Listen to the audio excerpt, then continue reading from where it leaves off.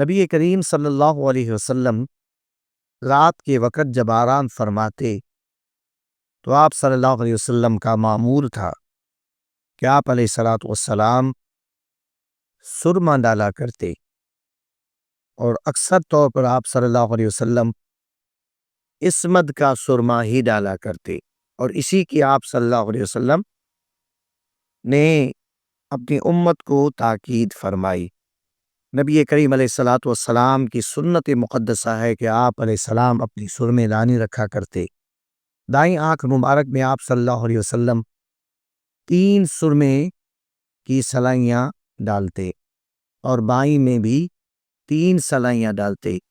اکثر آپ کا یہی معمول تھا، لیکن کبھی کبھی آپ صلی اللہ علیہ وسلم پہلے 2 سلائیاں دائیں آنکھ مبارک میں ڈال لیتے، اور پھر اس کے بعد بائیں آنکھ میں 2 سلائیاں ڈالنے کے بعد آپ صلی اللہ علیہ وسلم تیسری سلائی دائیں آنکھ مبارک میں ڈالا کرتے۔